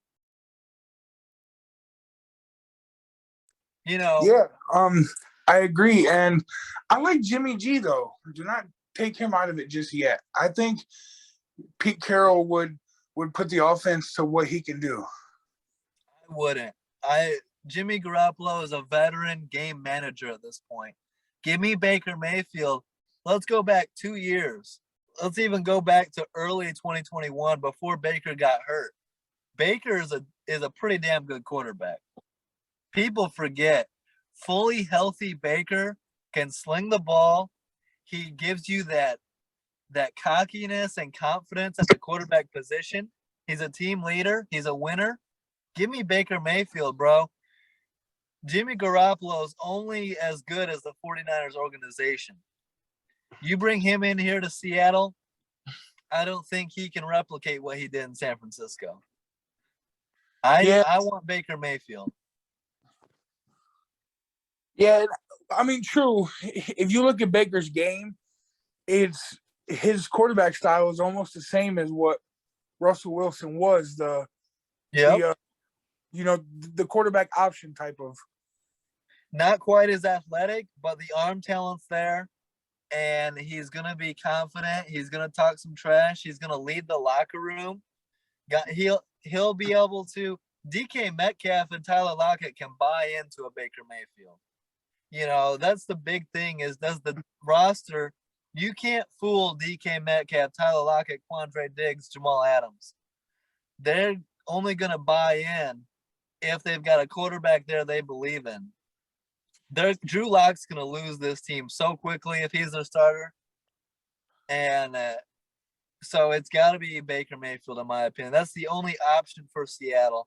It's either complete rebuild or it's trade for Baker Mayfield and pay DK Metcalf.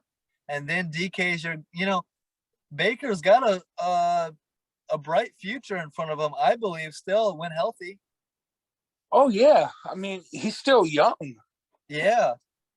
And so you can seamlessly go from Russell Wilson to Baker Mayfield.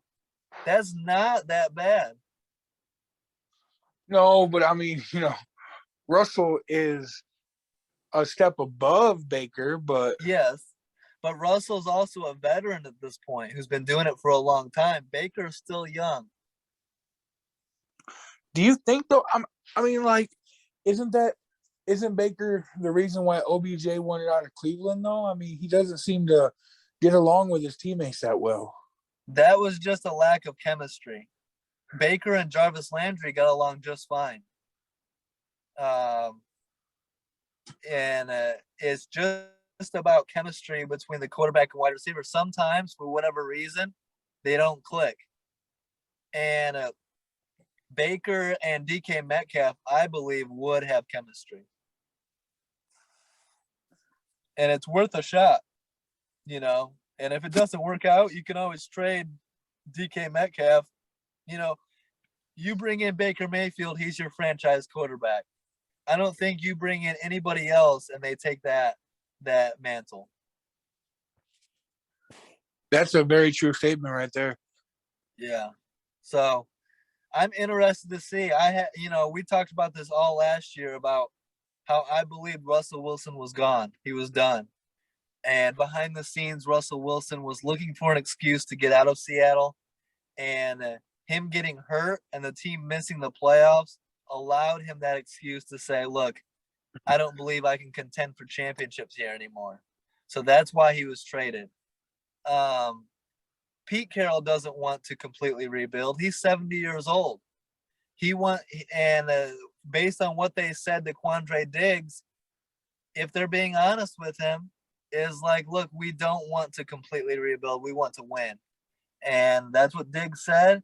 He believes in them. If they're going to keep their word, go get someone like Baker. No one else does that. Ryan Fitzpatrick doesn't do that. Drew Lock doesn't do that. Jimmy G is borderline, but I don't think he does it the way Baker does it. And so, and you want to fire up Seahawk fans, trade for Baker Mayfield. They'll buy in instantly, and you'll sell tickets. Yep. So, real quick, let's do so NFC East. We already did it. You got Cowboys winning the division. Yep, Cowboys are going to win that division barely, but they're going to win. Over Philly? Yep. All right. NFC North. Vikings? You know what? This one's going to come to a surprise for you as a diehard Aaron Rodgers fan. I'm going Minnesota. Wow. I'm going Vikings as well. I hope Amanda's not listening to this because she's going to send me a strongly worded message on Facebook, but you know what they say.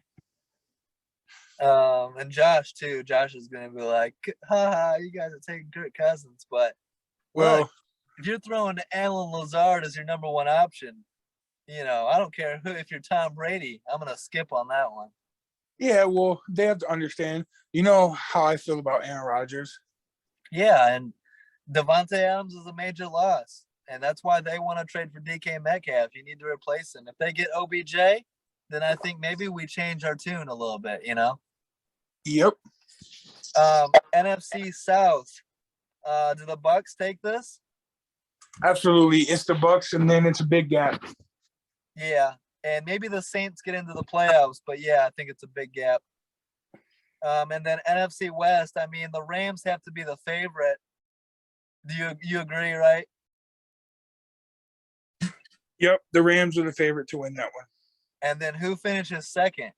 The Seahawks are hard to tell right now, but the Niners or the Cardinals, who's the second best team? San Francisco. I agree.